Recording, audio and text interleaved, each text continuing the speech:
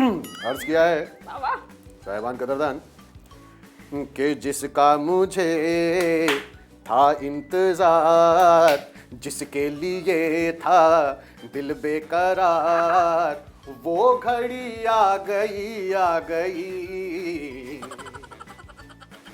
मुझे बहुत खुशी है कि हम सब यहाँ मौजूद हैं। वाह वाह। और आज तो हम मेरे पसंद का एडवेंचर पर बात करने वाले हैं। क्या बात है जनाब। तो आज हमारे युवा उद्यमी कौशल शो का टॉपिक है ताड़ांग,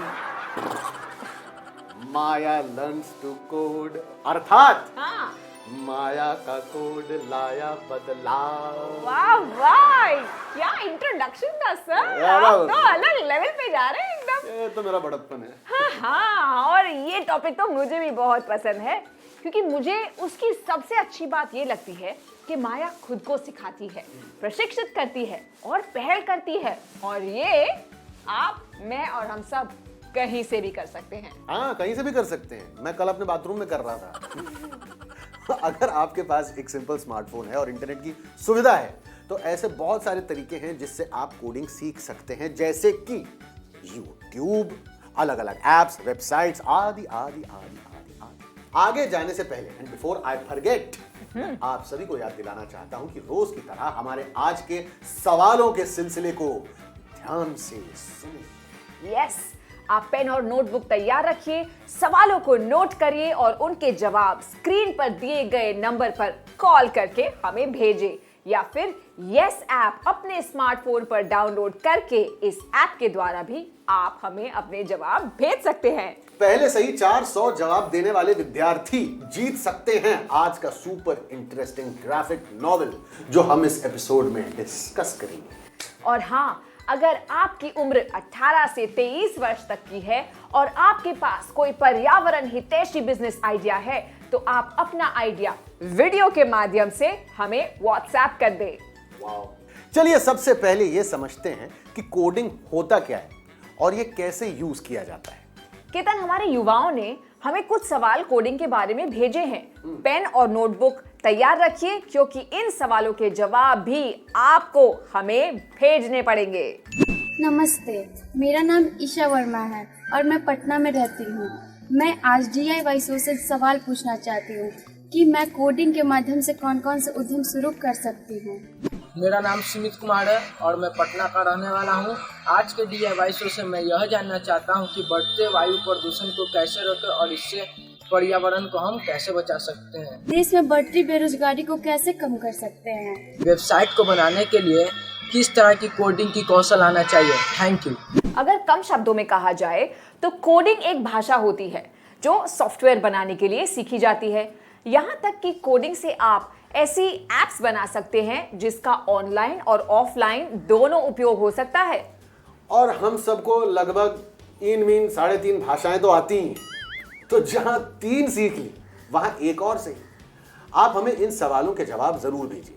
काबिल, तुमने ऑफलाइन टू ऑनलाइन जो ये जिक्र किया ना, इससे मुझे याद आ गया कि वक्त आ गया है सवालों के सिलसिले का, जहां हमारे युवा दर्शक हमारे क्वेश्चंस यहां ऑफलाइन सुन के अपने जवाब ऑनलाइन दे सकते हैं। तो शुरू करें सवालों के सिलसिले। तो पेन और नोटबुक तैयार है? बहुत खूब। आज के सवालों के सिलसिले में हम आपसे बिल्कुल रैपिड फायर स्टाइल में सवाल पूछेंगे। आपको केवल ट्रू और फॉल्स यानी सच या झूठ, इनमें बराबर हमको जवाब देना है। शुरू करें। सच या झूठ, केवल पुरुष ही कोडिंग कर सकते हैं। मैंने कहा सच या झूठ, केवल पुरुष ही कोडिंग कर सकते हैं। सच या झूठ, एक ऐप बनाने के लिए आपको कोडिंग सीखना जरूरी है। सच या झूठ, सभी प्रकार के एप्स आपको खुश कर सकते हैं। सच या झूठ, दुनिया में हर कोई ऑनलाइन है और टेक्नोलॉजी के साधन उसे उपलब्ध है। बताइए, फिर से पूछ रहा हूं, सच या झूठ, दुनिया में हर कोई ऑनलाइन है और टेक्नोलॉजी के साधन उसे उपलब्ध हैं। सच या झूठ, सबसे अच्छी तकनीक वो है जो सही कीमत पर बहुत से लोगों की समस्याओं को हल कर सकती है। एक और बार गहरा सवाल। सबसे अच्छी तकनीक वो है जो सही कीमत पर बहुत से लोगों की समस्याओं को हल कर सकती है। सच या झूठ? लड़कियां कोडिंग कर सकती हैं। फिर से, सच या झूठ? लड़कियां कोडिंग कर सकती हैं। आप अपना जवाब हमें इस नंबर पर जरूर भेजें। आप यस ऐप अपने स्मार्टफोन पर डाउनलोड करके भी हमें जवाब भेज सकते हैं। पहले 400 सही जवाब देने वाले विद्यार्थी जीत सकते हैं आज का रोमांचक ग्राफिक नॉवेल माया का कोड लाया बदलाव। तो जल्द भेजिए अपने जवाब, हम वेट कर रहे हैं। घूमू क्या कर रहा है? ओ मेरा फोन। एक सेकंड। हैं? ठीक है। अब क्या कर रहे हो? अरे हमें मैसेजेस आ रहे हैं भाई, हमें सबके मैसेजेस आ रहे हैं, कितने सारे लोगों के। सी वाओ, ऑलरेडी कह रहे हैं कि मतलब ये लोग जो हैं कोडिंग के बारे में और जानना चाहते हैं। तो कोई बात, अरे चुप, बता रहे हैं, 1 मिनट। कितने इंटरेस्टिंग टॉपिक्स है ना ये सब। Coding, AI, software.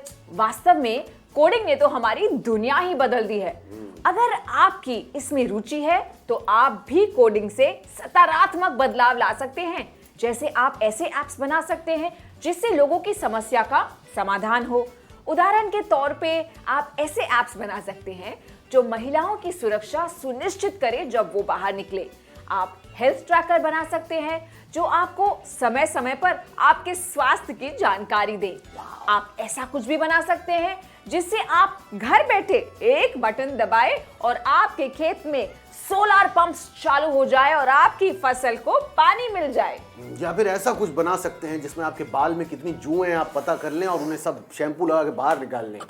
मतलब जुओं वाला बकवास है, लेकिन ये सारे के सारे जो इन्होंने बताए सारे बढ़िया बढ़िया आइडियाज हैं। एंड फ्रेंड्स, कोडिंग में तो अवसर ही अवसर हैं। पता है, अगर आप अपने कोडिंग कौशल को निखार लेते हैं तो आप किसी भी कंपनी के लिए घर बैठे बैठे काम कर सकते हैं, जिसे आज के डेट में कहा जाता है work from home. Work from home, बिल्कुल, work from home. That is such a brilliant idea ना। आप नौकरी कर सकते हैं, अपना खुद का व्यवसाय शुरू कर सकते हैं और ऐसा उद्यम चला सकते हैं जो स्थानीय व्यवसायों की मदद करे, यानी आपके क्षेत्र के लोगों की मदद करे। और सिर्फ अपने क्षेत्र के लोगों की नहीं, इंटरनेट की तो सबसे खूबसूरत बात यह है कि आप पूरे दुनिया के लोगों की मदद कर सकते हैं, कि नहीं? सही बात है कि गलत? बिल्कुल। अरे ये लो, लाइट चली गई। ये एक बड़ी समस्या है यार। कभी कभी इंटरनेट भी बहुत परेशान करता है और बिजली तो बार बार चली जाती है। ये लो, वापस आ गई।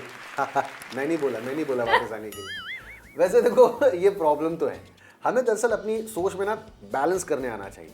हमें ये बिल्कुल नहीं समझना चाहिए कि कोडिंग सर्वव्यापी है। इसे जरूर सीखना चाहिए, लेकिन हमें इस बात का भी ध्यान रखना चाहिए कि हमारा पूरा व्यक्तिगत या पेशेवर जीवन जो है, ये सब कुछ ऑनलाइन या स्क्रीन तक सीमित ना रह जाए। जैसे कि हमारे आइकिया फाउंडेशन के दोस्त पैट्रिक कहते हैं कि टेक्नोलॉजी से व्यापार का विस्तार होता है, लेकिन अगर व्यापार को सफल बनाना है तो वो इंसानियत से ही संभव है। वाह, स्मार्ट बॉय, वेरी नाइस। कितने कम शब्दों में कितना कुछ कह दिया। चलिए अब आपके सामने तकनीक का एक और अजूबा पेश करते हैं। ICT। ICT का फुल फॉर्म है इंफॉर्मेशन कम्युनिकेशन टेक्नोलॉजी। क्या हो गया केतन? इसके बारे में आपको हम नहीं, हमारी बीटी की दोस्त ज्योति सिंह बताएंगे, जो IT डोमेन में ग्लोबल नॉलेज मैनेजमेंट लीड कर रहे हैं। ICT यानी कि इंफॉर्मेशन एंड कम्युनिकेशन टेक्नोलॉजी। देखिए, ICT एक बहुत ही वास्ट डोमेन है। आज हम इसका इंट्रोडक्शन कवर करेंगे आपकी जनरल अवेयरनेस के लिए। इंफॉर्मेशन यानी कि सूचना, कम्युनिकेशन यानी कि उसका संचार, और टेक्नोलॉजी यानी कि कोई तकनीक।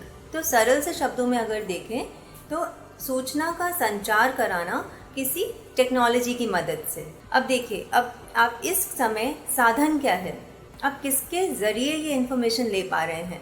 अपने घर में टेलीविज़न की मदद से ले पा रहे हैं, तो ये होता है आईसीटी के टूल्स, यानी कि वो साधन जिनके द्वारा आप इन्फॉर्मेशन को प्राप्त कर पा रहे हैं। अब देखिए, ऐसे बहुत सारे साधन आपके घर में हैं। अब जैसे आपका फ़ोन है, आप उससे इन्फॉर्मेशन भेज सकते हैं, उससे रिसीव भी कर सकते हैं। तो फ़ोन क्या है? एक आईसीटी का टूल है, एक साधन है। ऐसे ही आप मूवीज़ देखते हैं, गाने सुनते हैं, ऑनलाइन गेम्स खेलते हैं, बैंकिंग करते हैं, ऑनलाइन क्लासेस करते हैं। तो ये सभी कुछ आईसीटी है।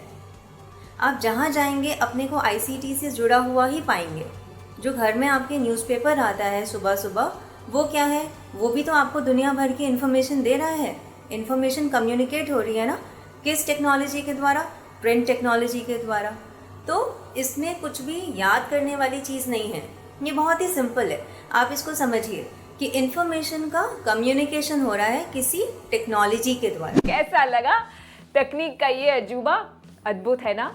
मगर दोस्तों, एक बात हमेशा ध्यान दीजिएगा, कोडिंग निसंदेह बहुत प्रभावशाली है, लेकिन इससे दुनिया की हर समस्या का समाधान संभव नहीं है। जैसा कि आपको तो पता ही हो कि बातचीत करते वक्त हमारा सिर्फ 20 से 30% संचार शब्दों से होता है। इसलिए मैं तो बिल्कुल नहीं चाहूंगा कि आपसे या किसी से भी बात मैं इंटरनेट के द्वारा करूं। अगर मुझे यह समझना होगा कि क्या मैं आपके साथ काम कर सकता हूं, नहीं कर सकता हूं, इसके लिए मुझे आपसे मिलना ज्यादा जरूरी है। बिल्कुल, आमने सामने मिलने का कोई विकल्प नहीं है। अगर आप इंटरनेट पे कुछ कलाकृति देख रहे हैं या कोई एक्ट देख रहे हैं, तो आप उससे इतना जुड़ा महसूस नहीं करेंगे जितना कि अगर आप उस इंसान के सामने हैं या उस एक्ट को सामने सामने बैठ के देख रहे हैं। जैसे अगर आपकी बहन आपको अपने हाथों से खत लिख रही है, उसमें और एक ईमेल में जो भाव होता है उसमें बड़ा फर्क होता है। क्यों? Correct, absolutely. मतलब मुझको देखिए, एक बार मैंने ऑनलाइन शादी कर ली थी, ऑनलाइन हनीमून मनाया, ऑनलाइन बच्चे हुए जो आजकल पता नहीं किसी फेसबुक या स्काइप पे पड़े होंगे। ये तो तुमने मुझे बताया नहीं। ऐसा कुछ नहीं हुआ था ना। जो इन्होंने कहा बिल्कुल सही कहा। वीडियो कॉल वगैरह कभी भी जो मतलब मिलकर बातचीत होती है ना, उसका विकल्प नहीं बन सकते। बिल्कुल, लेकिन अगर टेक्नोलॉजी का सही इस्तेमाल किया जाए ना, तो उससे उन सब चीजों का ध्यान रखा जा सकता है जिन चीजों की हम परवाह करते हैं। फॉर एग्जाम्पल, आपके इंटरनेट वाले बच्चे। हाँ, but on a serious note, अगर हमारे पास कोई पेट है, कोई कुत्ता है, तो हम उसे टेक्नोलॉजी से मॉनिटर कर सकते हैं, चाहे हम कहीं भी हो, और ये ध्यान रख सकते हैं कि वो बेचारा गुम ना हो जाए। अरे एक बार मेरा कुत्ता गुम हो गया था, लेकिन फिर 1 घंटे बाद मुझे पता चला कुत्ता तो घर पे है, गुम मैं हो गया हूँ। और बेचारे के पास कोई ऐप नहीं था। ये ऐप हमारे यस ऐप को आप देखिए, हमने ये ऐप आपकी शिक्षा के लिए बनाया है, या फिर ऐसी ऐप जिसके माध्यम से बड़े शहर के लोग गांव में किसानों से बातचीत कर सकें। मुझे लगता है कि अब हमें इसकी गहराई में जाना चाहिए। हाँ, और हमें भारत में फैले हुए हमारे सारे दोस्तों से पूछना चाहिए कोडिंग के बारे में। उनके अनुसार उसे कैसे सीखा जा सकता है, और कोडिंग सीखने के बाद क्या क्या किया जा सकता है। क्या हम उनसे वीडियो कॉल के द्वारा बात कर सकते हैं? जरूर, ऑफ कोर्स कर सकते हैं। हेलो फ्रेंड्स, मेरा नाम है ज्योति और मैं बीटी में कार्य करती हूँ। आज हम बात करेंगे पाइथन के बारे में, यानी कि जो है इंटरप्रेटेड हाई लेवल लैंग्वेज। इसे सबसे पहले 1991 में ग्विडो वैन रॉसन ने बनाया था, और तब से लेकर अब तक ये बड़े पैमाने पर पूरे विश्व में कंप्यूटर से बात करने के लिए इस्तेमाल की जाती है। मेरा नाम दिव्या सिंह है और मैं बीटी इंडिया में आईटी डोमेन में काम करती हूँ। आज के इस एपिसोड में हम जानेंगे आईसीटी के बारे में। आईसीटी यानी कि information and communication technology. ICT एक बहुत ही वास्ट डोमेन है। आज हम इसका इंट्रोडक्शन कवर करेंगे आपकी जनरल अवेयरनेस के लिए। हेलो, मेरा नाम आयशा जाफी है और मैं ब्रिटिश टेलीकॉम के लिए काम करती हूँ। आज की क्लास में हम सॉफ्टवेयर टेस्टिंग के बारे में बात करेंगे। सॉफ्टवेयर को इस्तेमाल करने से पहले उसकी जांच बहुत जरूरी है। इसी को सॉफ्टवेयर टेस्टिंग कहते हैं। सॉफ्टवेयर टेस्टिंग एक प्रक्रिया है जो पता करती है कि उस सॉफ्टवेयर एप्लीकेशन में कोई दोष है या नहीं, और इस बात की जांच करता है कि जिस उद्देश्य से वो सॉफ्टवेयर लिखा गया था वो सही मायनों में पूरा होता है या नहीं। अर्ज किया है, मेरे देश के युवाओं, अपने अंदर के उद्यानी को जगाओ। आप में योग्यताएं हैं असीम, कोडिंग से बनाओ दुनिया हसीन। वाह वाह, क्या बात है। कितना टाइम लगा लिखने में? नेचुरल, ऐसे ऑन द स्पॉट लिखता हूँ। Natural talent and all. तो अब तुम हम सबको हर एपिसोड में एक शेर सुनाओगे, चलेगा? वैसे भी ऑन द स्पॉट ही बना लेते हो ना? हाँ। क्यों नहीं। तो दोस्तों, देखा आपने, आपको बस रास्ता चुनना है ताकि आप उसमें अनुभव प्राप्त कर पाएं। इससे आपको समझ आ जाएगा कि आप इसमें अपना भविष्य बनाना चाहते हैं या कुछ और करना चाहते हैं। हाँ, अपने अंदर के खोजी को हमेशा जिंदा रखें। अगर आप खोज जारी रखेंगे तो आपके लिए जो सही होगा वो आप जरूर खोज पाएंगे और एक नंबर के खोजिया कहलाएंगे। खोजिया नंबर 1, खोजिया नंबर 1। चलो अब हम आज के टॉपिक का वीडियो देखते हैं। पेश किया जाए। मैं नालंदा की झाबुनी गांव में रहती हूँ, जहाँ 2 साल से पर्याप्त रेनफॉल नहीं हुआ है। फसलें बर्बाद हो रही है, लोग गांव छोड़कर जा रहे हैं। इस दुनिया में हर प्रॉब्लम का सलूशन है, बस दिमाग लगाकर मेहनत करनी पड़ती है। मैं दिल लगाकर कोडिंग सीख रही हूँ और एक कंपनी में इंटर्नशिप कर रही हूँ। मुझे पता है कि कोडिंग की मदद से बहुत सारी प्रॉब्लम सॉल्व हो सकती है। सब गांव छोड़ना चाहते हैं। मॉनसून में देरी हो गई है, पानी महंगा होता जा रहा है और पौधे गर्मी नहीं सह पा रहे हैं। हम बारिश का तो कुछ नहीं कर सकते, लेकिन क्या हम सूरज का इफेक्ट कम नहीं कर सकते? झाबुनी गांव ऐसी बहुत सारी प्रॉब्लम्स फेस कर रही है। मैं ग्रेजुएट बनना चाहती हूँ। माँ बाप जल्दी शादी करवा रहे हैं। काश इसके लिए भी कोई ऐप होती। हमारे पास गोदाम नहीं है, इसीलिए वेंडर सिचुएशन का फायदा उठा रहे हैं। हमें बहुत कम दाम दे रहे हैं। केमिकल्स और पेस्टिसाइड से जमीन बंजर होती जा रही है। बांध सूख गए हैं। पानी का एकमात्र सोर्स तालाब ही रह गया है। माया ने कोडिंग की मदद से इन सब प्रॉब्लम्स का सामना किया। उन्होंने टीम वर्क और इनिशिएटिव्स जैसी बहुत सारी स्किल्स का यूज किया और अपनी और अपने गांव की हालत सुधारी। पढ़िए, माया डिसाइड्स टू कोड। देखा काबिल, इसे कहते हैं कौशलों का सही इस्तेमाल। माया ने अपने टीम वर्क और इनिशिएटिव लेने के कौशलों का बेहतरीन तरीके से इस्तेमाल किया और सब कुछ सही कर दिया। ऐसे होते हैं असली उद्यमी। वाह केतन, मान गए तुम्हारी चॉइस को। मुझे तो मजा ही आ गया जब माया ने डिजाइन थिंकिंग कौशल का प्रयोग करके सूरज के प्रभाव को कम कर दिया और फसलों को सूखने से बचा लिया। माया में साहस भी कूट कूट के भरा है। देखा कैसे उसने अपने दोस्तों के दबाव में ना आकर कोई गेम नहीं बनाया, पर अपनी सुपर हीरो जैसी समस्या सुलझाने वाले कौशलों से कोडिंग की और कचरे की प्रॉब्लम का हल भी निकाला। बिल्कुल, उसने जो किया उससे बहुत सारे लोगों का फायदा हुआ। ऐसे लोगों तक का फायदा जिन्हें वो जानती भी नहीं है। एग्जैक्टली। मुझे लगता है कि उद्यमियों के बारे में ये कहा जा सकता है, या तो उनके साथ कुछ होता है या उनके अपनों के साथ कुछ ऐसा घटता है जिसकी वजह से वो समस्या का हल जुटाने में लग जाते हैं। होता यह है कि उद्यमी उस समस्या को अवसर के रूप में देखते हैं, लाइक एन अपॉर्चुनिटी, और उसे हल करने में बिंदास लग जाते हैं। और अगर आप बिहार में कक्षा 9वीं से 12वीं के बीच के छात्र हैं तो हमें अपने स्कूल का नाम बताएं। हम आपके स्कूल में इन ग्राफिक नॉवेल्स का सेट भेज देंगे जिसमें माया लर्न्स टू कोड भी शामिल होगा। इससे आप और आपके स्कूल के सहारे विद्यार्थी इन्हें पढ़कर अपनी जिंदगी के रोमांचक सफर की शुरुआत कर सकते हैं। और हमेशा की तरह अगर आपके मन में कोई भी सवाल हो तो हमें बेहिचक इसी नंबर पर संपर्क कर सकते हैं। ये अच्छी बात है ना कि हमें ये नॉवेल्स की हार्ड कॉपीज मिल जाएंगी। हम यही तो चर्चा कर रहे थे थोड़ी देर पहले कि सब कुछ ऑनलाइन नहीं होना चाहिए। अच्छा संतुलन है। कोडिंग सीखेंगे ऑनलाइन, लेकिन उसकी कहानी पढ़ेंगे ऑफलाइन। एंड पता है, अगर आप एक नए दृष्टिकोण के साथ पढ़ेंगे तो आपको हर कहानी में उद्यम एडवेंचर मिलेगा, क्योंकि आप देखेंगे कि हर कहानी में कोई कुछ अलग, कुछ नया करता है, जिससे बहुत लोगों की जिंदगी प्रभावित होती है। बिल्कुल, और क्या बात है। आप चाहे तो खुद एक उद्यमी के एडवेंचर से भरी कहानी लिखकर हमें भेज सकते हैं। ये बढ़िया रहेगा क्योंकि एक उद्यमी यही तो करता है, कुछ अलग, कुछ नया। तो चलिए आज के शो पर बस इतना ही। और हाँ, हमारे सवालों के जवाब आप हमारे दिए गए इस नंबर पर दे सकते हैं। और अगर आपकी उम्र 18 से 23 वर्ष तक है तो आप अपना बिजनेस आइडिया या इस विषय से जुड़े अपने कुछ भी सवाल हमारे दूसरे नंबर पर वीडियो व्हाट्सएप करें। अपना नाम, नंबर, पता देना ना भूलें।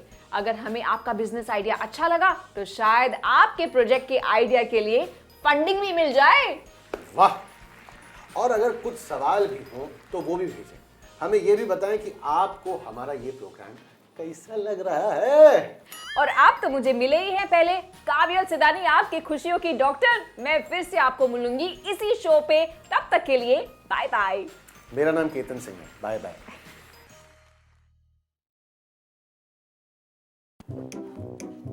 अरे बाल ठीक है बॉस, गाड़ी चलाओ।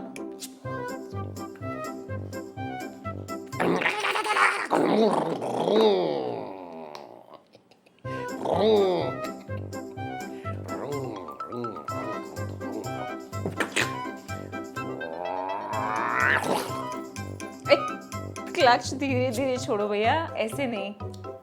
Last time. हाँ, थोड़ा सेफ्टी से। हाँ,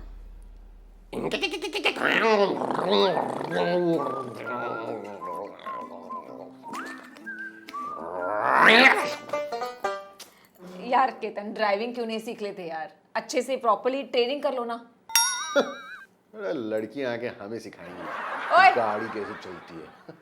लड़कियां अच्छे से ड्राइविंग करती हैं और लड़कियां ड्राइविंग सिखाती हैं। उनका ड्राइविंग स्कूल है और तुम्हें वहां पे जाने की सख्त जरूरत है।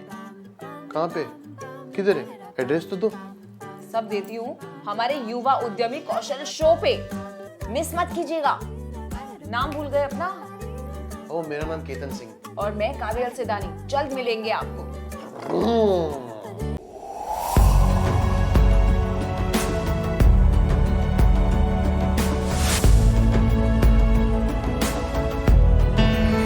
हेलो इंडिया, नमस्कार। पेरेंट्स के लिए बच्चों को अवार्ड्स मिलने की खुशी सबसे अधिक होती है और अगर ये अवार्ड्स ऐसे आइडिया इनोवेशन के लिए मिले जो दूसरों की जिंदगी को आसान बना दे तो ये और भी बढ़ जाती है। देश भर के हजारों बच्चे विज्ञान पर आधारित अपने आइडिया इनोवेशन के लिए पहचान और सम्मान पा रहे हैं और नए भारत के निर्माण का हिस्सा बन रहे हैं।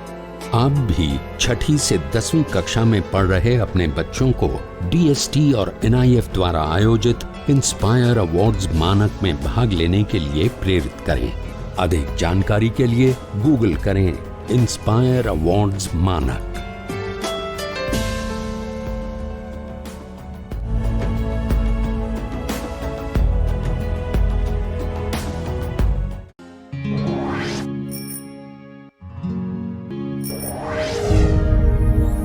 नमस्ते छात्रों, आप सबसे फिर से मिलकर खुशी हुई।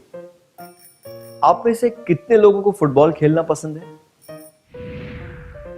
क्या आप में से कोई एक छात्र ये बता सकता है कि कैसे खेला जाता है और हार या जीत कैसे तय होती है?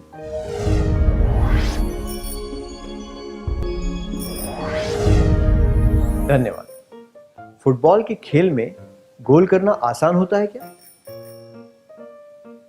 बिल्कुल भी नहीं। सामने वाली टीम जो भी बाधाएं पैदा करती है उन्हें पार करना पड़ता है ना? मजा तभी आता है जब सारी बाधाएं पार करने के बाद कोई गोल होता है।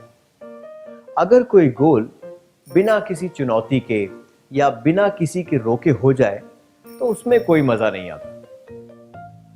हमारा जीवन भी फुटबॉल के खेल की तरह है।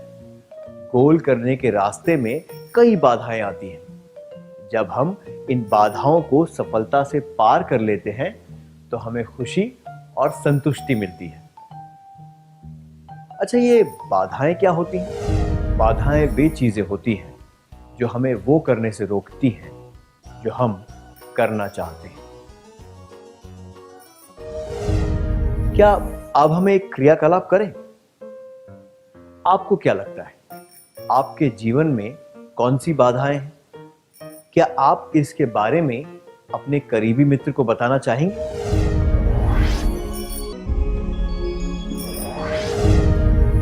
जब हम नजदीक से देखते हैं तो हमें पता चलता है कि जीवन में आने वाली बाधाएं हमेशा बढ़ती रहती हैं।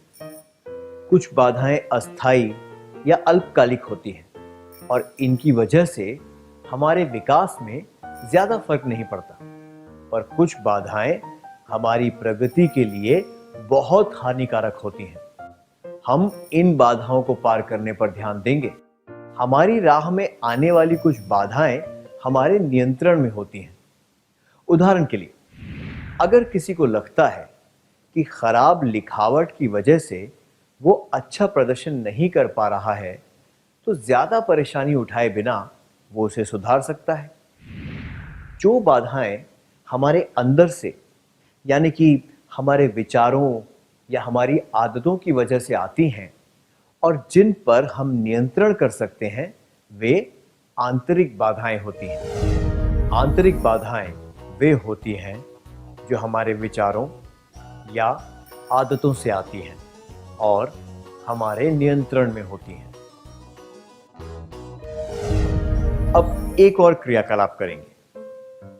अब आपको स्क्रीन पर बाधाओं की एक सूची दिखाई जाएगी। इस सूची से आपको आंतरिक बाधाओं को पहचानना है। आप तैयार हैं?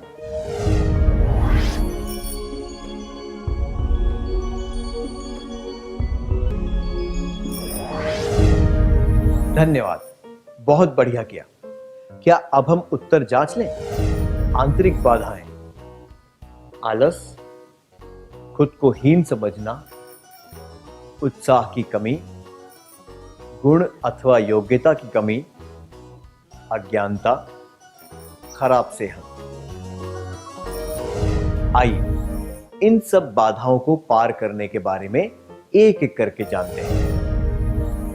पहली बाधा है आलस।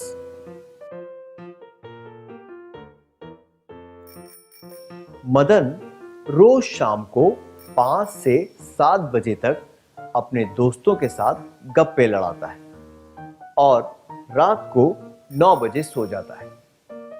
वो सुबह 7 बजे उठकर अपनी दिनचर्या में लग जाता है। आमतौर पर उसे सबके सामने रोज डांट पड़ती है क्योंकि वो अपना गृह कार्य पूरा नहीं करता। अगर आप मदन के दोस्त होते तो उसे क्या सलाह देते? क्या आप दोनों इस दृश्य का अभिनय करके दिखा सकते हैं?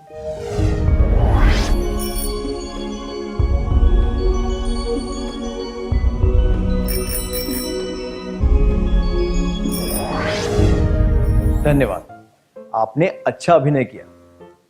मदन के आलस की वजह से उसे डांट पड़ती है। अगर वो बातें करने और सोने में कम समय बिताए और पढ़ाई व गृह कार्य पर ज्यादा ध्यान दे तो उसे रोज डांट नहीं पड़ेगी।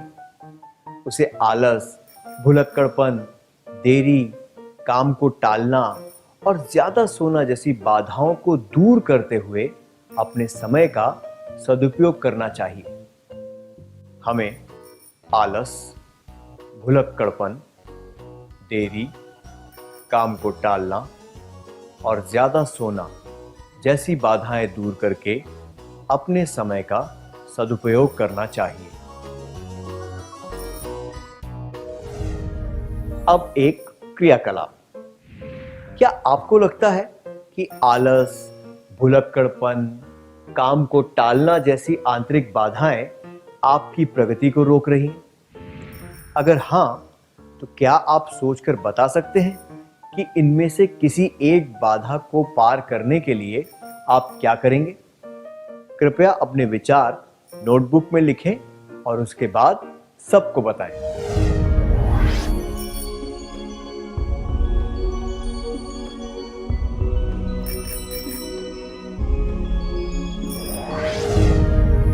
अपनी व्यक्तिगत योजना बताने के लिए धन्यवाद।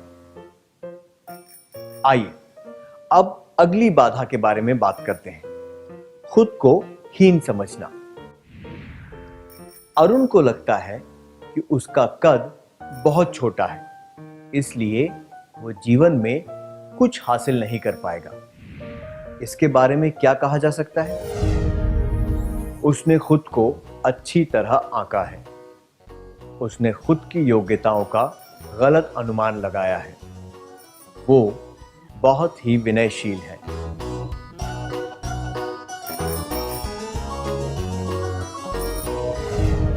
अरुण ने अपनी योग्यताओं का गलत अनुमान लगाया है, इसलिए उसे लगता है कि उसका कद बहुत कम है और वो सफल नहीं हो पाएगा। खुद को हीन समझना विनयशीलता के जैसा नहीं है।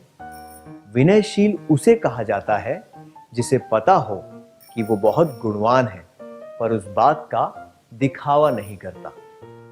हीनता की भावना वो होती है जब हम अपनी योग्यता को नहीं पहचानते और खुद को दूसरों से कम समझते हैं।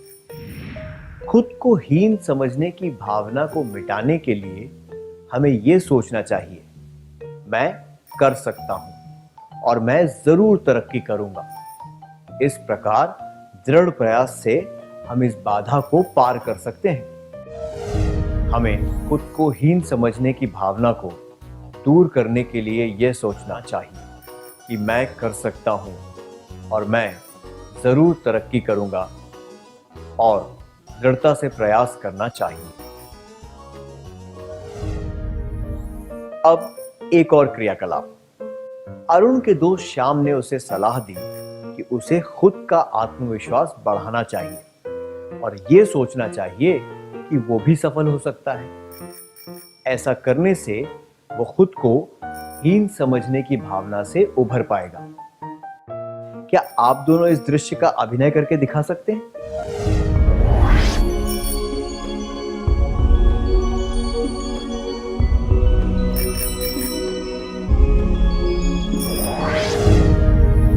क्या आपको कभी ऐसा लगा है कि आप कोई काम नहीं कर सकते या किसी परिस्थिति को नहीं संभाल सकते?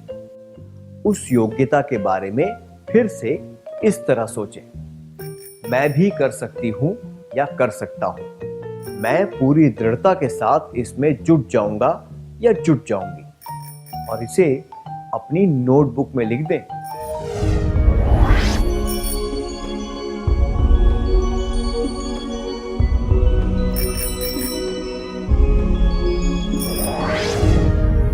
मैं आशा करता हूं कि आप अपने प्रयास में सफल होंगे।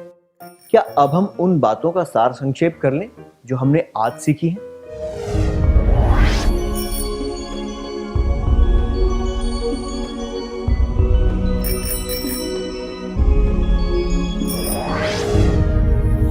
बाधाएं वे चीजें होती हैं जो हमें वो करने से रोकती हैं जो हम करना चाहते हैं। आंतरिक बाधाएं वे होती हैं जो हमारे विचारों या आदतों से आती हैं और हमारे नियंत्रण में होती हैं। आलस, खुद को हीन समझना, उत्साह की कमी, गुण अथवा योग्यता की कमी, अज्ञानता, खराब सेहत कुछ आंतरिक बाधाएं हैं। आलस और खुद को हीन समझना जैसी आंतरिक बाधाओं को हम दृढ़ निश्चय और समय के सदुपयोग से पार कर सकते हैं। अच्छी तरह सार संक्षेप करने के लिए धन्यवाद।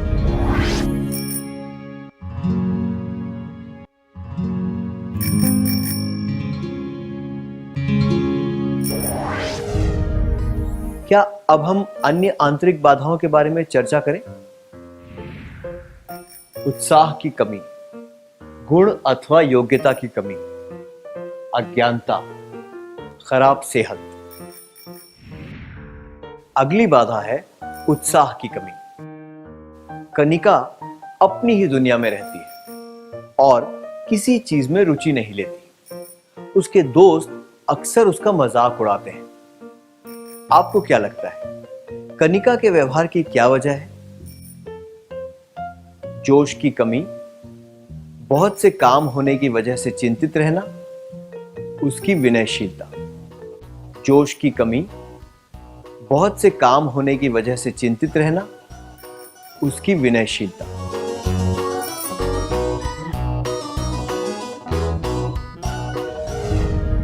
ऐसे कई लोग हैं जो बहुत से काम एक साथ करते हैं, फिर भी उन्हें दुनिया में बहुत रुचि होती है। दूसरों से बात न करना और आसपास की चीजों पर ध्यान न देना विनयशीलता नहीं होती। कनिका अज्ञानता में रहती है और आसपास की चीजों में रुचि नहीं लेती। इससे पता चलता है कि उसमें कोई उत्साह नहीं है। अगर कोई व्यक्ति ये सोचे कि मैं ये ज्ञान प्राप्त करके क्या करूंगा या क्या करूंगी, तो उसे ना कोई ज्ञान प्राप्त होगा, ना ही उसे किसी काम में रुचि होगी। इसके बजाय हमें यह सोचना चाहिए कि चीजों में रुचि लेने का क्या फायदा हो सकता है। अपनी दुनिया के बारे में और जानने से हम उत्साह की कमी वाली बाधा को पार कर सकते हैं। हमें कम से कम उन क्षेत्रों में रुचि लेनी चाहिए जो सीधे हमसे संबंधित हैं, ताकि हम उत्साह की कमी वाली बाधा को दूर कर सकें। कविता को गणित में रुचि नहीं है। उसे गणित अपनी सफलता की राह में एक बड़ी बाधा की तरह लगता है। उसकी सहेली महिमा उसे गणित के महत्व के बारे में बताती है और उसमें उत्साह जगाने की कोशिश करती है। क्या आप दोनों इस दृश्य का अभिनय करके दिखा सकते हैं?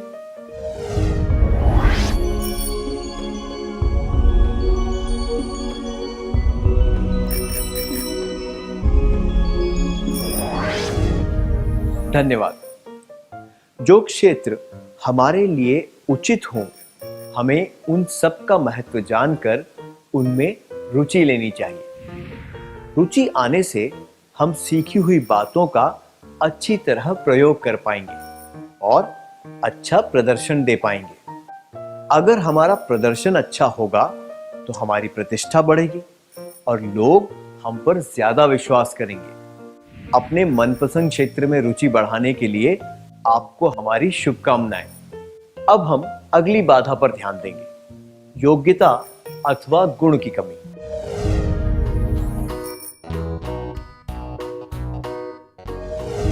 काशी कहानी और कविताएं अच्छी तरह लिख सकता है, पर ज्यादा लोगों के सामने बोलना उसे अटपटा लगता है और वो अच्छी तरह भाषण नहीं दे पाता। उसे लगता है कि उसमें जनता के सामने बोलने की योग्यता नहीं है। उसे क्या करना चाहिए? अगर तुम योग्यता के आधार पर उत्कृष्ट नहीं हो सकते तो प्रयास के आधार पर सफलता प्राप्त करो। Dave Van Bom. अगर वो कठिन परिश्रम करे और पूरा अभ्यास करे तो वो इस बाधा को भी पार कर सकता है और जनता के सामने बोलने की योग्यता को विकसित कर सकता है। वास्तव में किसी और व्यक्ति की जगह उसके लिए यह ज्यादा आसान होगा, क्योंकि वो बहुत अच्छा लेखक है। हमें योग्यता की कमी से आने वाली बाधा को प्रयास और अभ्यास से दूर करना चाहिए। अब एक क्रियाकलाप। जनता के सामने भाषण देने की योग्यता को सुधारने में काशी सफल हुआ। उसने अपने एक मित्र को बताया कि उसने सफलता कैसे प्राप्त की। क्या आप दोनों इस दृश्य का अभिनय करके दिखा सकते हैं?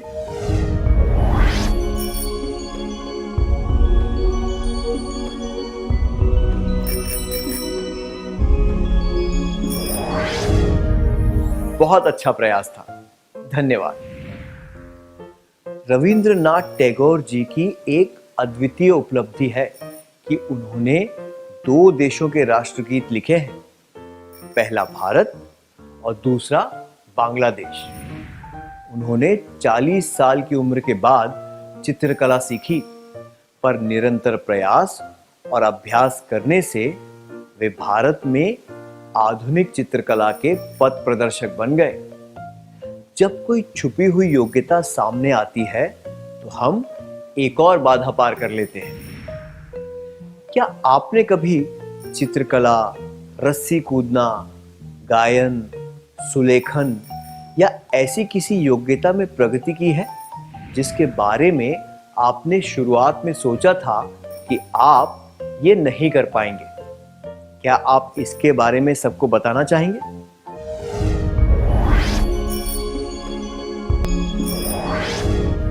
अपना अनुभव बताने के लिए धन्यवाद। अगली बाधा है अज्ञानता।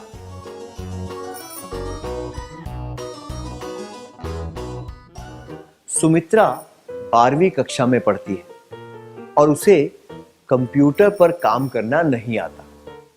उसे डर है कि वो पीछे रह जाएगी और उसके दोस्त उसका मजाक उड़ाएंगे। आपको क्या लगता है सुमित्रा को क्या करना चाहिए? 1.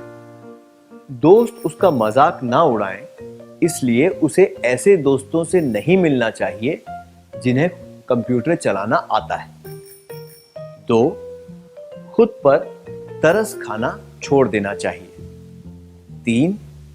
कंप्यूटर चलाना सीखना चाहिए।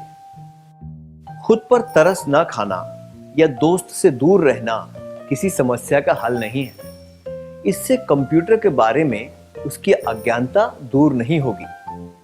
अगर वो कंप्यूटर चलाना सीख लेगी तो उसे बहुत फायदा होगा। हम ध्यान से इस बारे में सोचें तो पहले उसे किसी भी बात के बारे में ज्ञान नहीं था।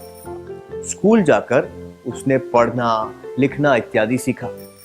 उसे यह सोचना चाहिए कि हर चीज की शुरुआत कभी न कभी करनी पड़ती है और उससे संबंधित पहली बाधा भी पार करनी पड़ती है। ज्ञान और अज्ञानता के बीच केवल एक लकीर की दूरी होती है। जिस तरह कबड्डी में एक खिलाड़ी को बीच वाली रेखा पार करके सुरक्षित स्थान तक पहुंचना होता है, उसी तरह जब हम एक बाधा पार करते हैं तब अज्ञानता से ज्ञान की ओर बढ़ जाते हैं। पूरी जागरूकता के साथ कुछ सीखने से हम अज्ञानता की बाधा पार कर सकते हैं। हमें अज्ञानता की बाधा को पार करने के लिए कुछ सीखना चाहिए। जब आपने पहली बार कुछ नया सीखा, जैसे कि कोई शब्द, कहानी या कोई रोचक जानकारी, तब आपको कैसा लगा? आपने अज्ञानता की बाधा कैसे पार की? क्या आप इसके बारे में सबको बताना चाहेंगे?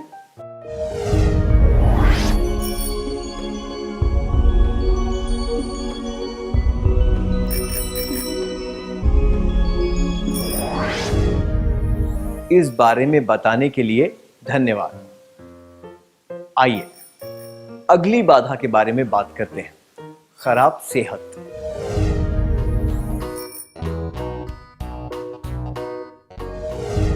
कुमुद को लगता है कि वो मोटी हो जाएगी, इसलिए वो कम खाना खाती है। इस वजह से वो हमेशा थकान महसूस करती है और खेल कूद में भाग नहीं ले पाती।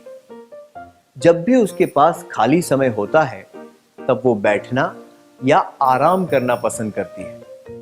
वो कहती रहती है, मेरी सेहत की वजह से मैं कुछ नहीं कर पाती। उसकी बाधा क्या है? उसकी ये गलत सोच कि वो स्वस्थ नहीं है, यही उसकी आंतरिक बाधा है। जो लोग पर्याप्त भोजन नहीं करते, उनमें शारीरिक श्रम करने की ताकत नहीं होती।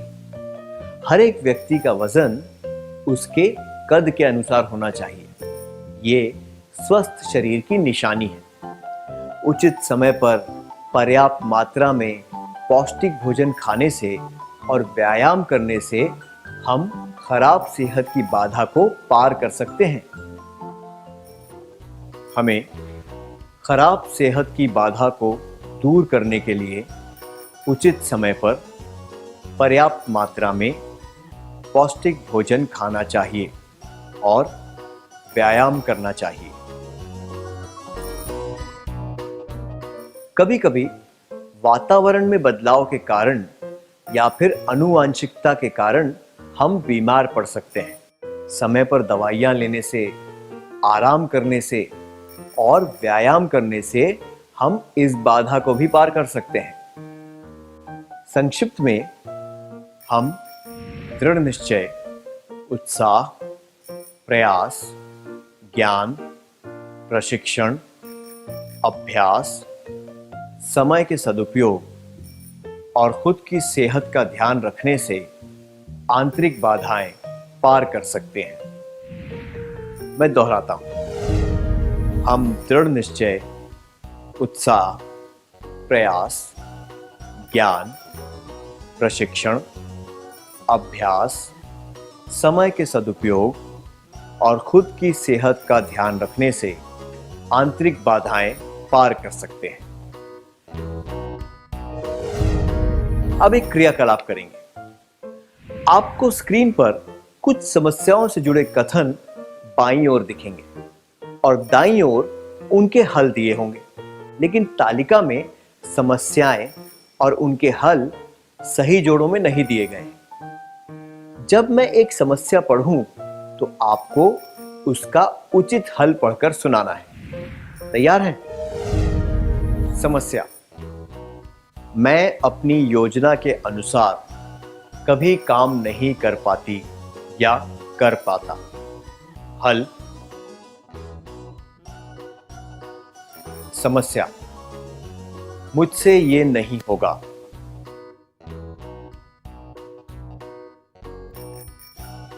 समस्या: ये सीखने का क्या फायदा?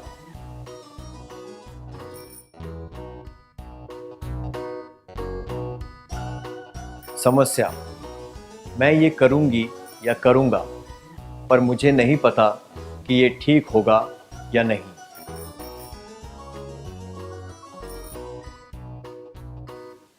समस्या: मुझे ये नहीं आता।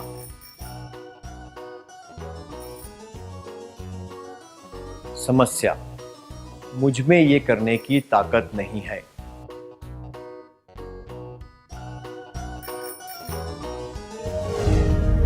आइए अब उत्तर जांच लेते हैं। समस्या: मैं अपनी योजना के अनुसार कभी काम नहीं कर पाती या कर पाता। हल: समय का सदुपयोग। समस्या: मुझसे ये नहीं होगा। हल: दृढ़ निश्चय। समस्या: ये सीखने का क्या फायदा? हल: रुचि पैदा करना।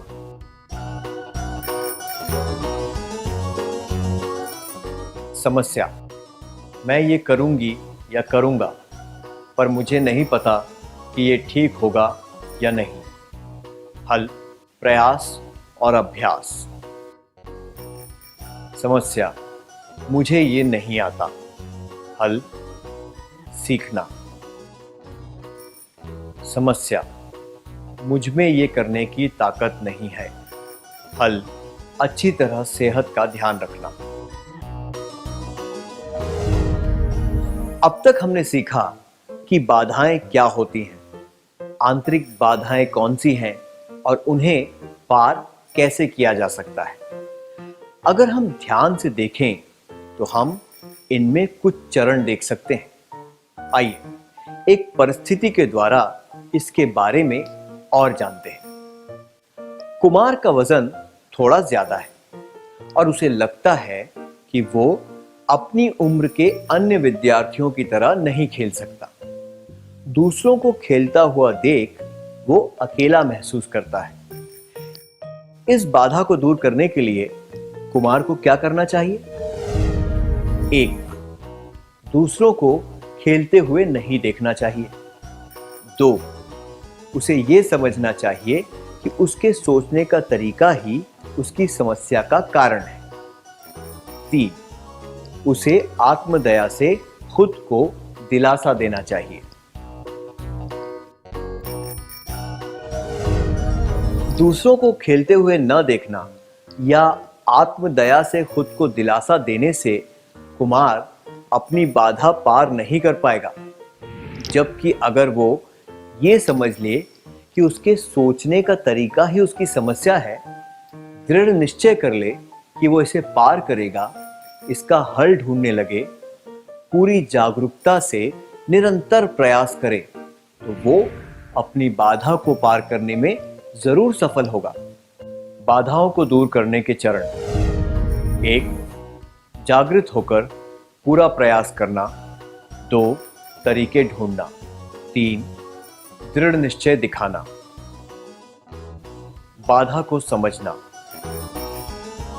क्या अब आप अपनी आंतरिक बाधाएं और उनके हल पहचान कर अपनी नोटबुक में लिख सकते हैं? कृपया याद रखें, इसके बारे में किसी को बताने की जरूरत नहीं है।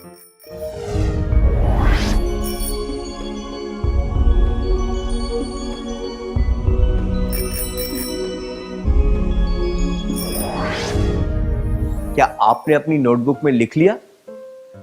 जीवन में बड़ी सफलता प्राप्त करने के लिए इन पर काम करना शुरू कर दें।